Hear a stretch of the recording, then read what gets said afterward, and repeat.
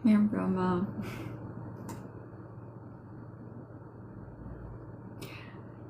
Shumë faleminderit Valbona, shumë faleminderit gjithëve. Nëse tyre, kjo do të thotë që të kemi një rritje vërtet kolosale në karrierë. Shenja e akrepit.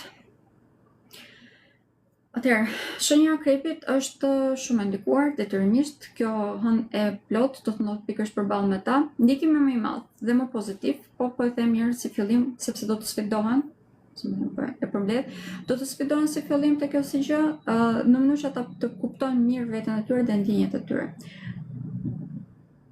Deri në këto momente, shenja e akrepit mund të ketë gënjur pak veten e tyre në lidhje me ndjenjat.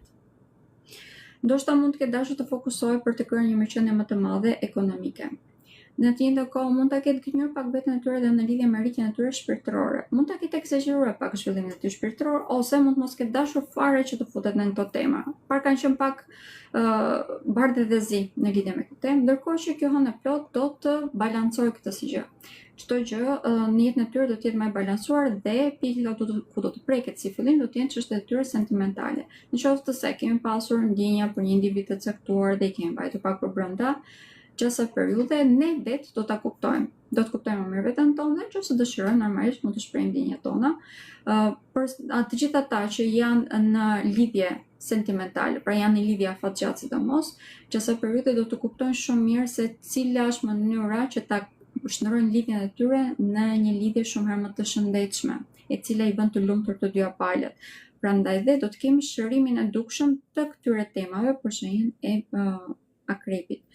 Të gjitha këto që sa përmenda, duke qenë se do të krijojë një balancim vërtet shumë të madh në botën e tyre të brendshme, në jetën e tyre të përditshme dhe në anën e tyre në materie, më të themi, do të kemi një rregullim të dukshëm edhe të anës materiale për të materjes për jetën e tyre dhe të botës së tyre të brendshme.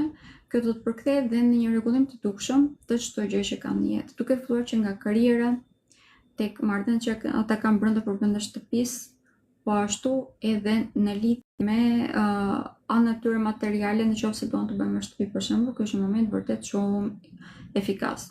Nëse doni të merrni kredi, nëse doni që ose ka një trashëgimni që të cilën keni kohë që merrni me këtë gjë, do të këshilloj që të bini nga mbrapa, sepse është një ndër momentet më ideale për të kryer stabilitet ekonomik dhe për të gjetur vendin ku ne do ta quajmë shtëpi, pra home, siç është në anglisht. Do të ndjehemi më mirë. Shenja e akrepit ndikimi më të madh në lidhje me shëndetin do ketë tek rrugët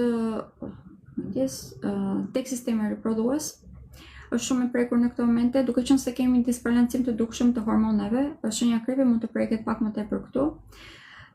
Sëmundjet që janë të transmetuara në rrugët seksuale është shumë i prekur për shenjën e akrepit, nëse jemi në ndjenjë të gjërave të tyre që mund të kemi pasur në të shkuarën, të këshilloj me ngurmë që të shkon të bënë vizita te doktori.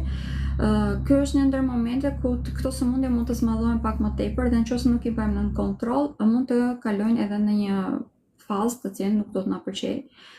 Por në qoftë se në këto momente i kapim, kemi mundësi që të shërojmë komplet. Shenja e akrepit ka ndikimin më të madh pozitiv.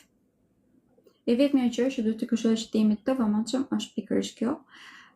Një nga shenjat që do të preket pak më tepër edhe në çështjet në dhimbjen e kokës, më të themi, në këtë moment është shenja e akrepit. Kjo është pak a shumë standarde për ta. Do të kaloj, është periudha e fundit, por do të vazhdojmë që e kemi këtë si periudhë sepse Jupiteri ka një kënd negativ me Chironin, i cili, domethënë Chironi në këtë moment është vendosur pikërisht tek shtëpia e tyre shëndetit. Prandaj dhe kemi një trysni shumë të madhe tek pjesa e kokës në këto momente. Mënyra se si mund ta kalojmë këtë faktikisht është ndoshta mund të ecim, të toksohemi etj. Kjo është një mënyrë se si mund ta ndjejmë pak më pak. Faleminderit shumë edhe juve. Okej, pra, natën e mirë.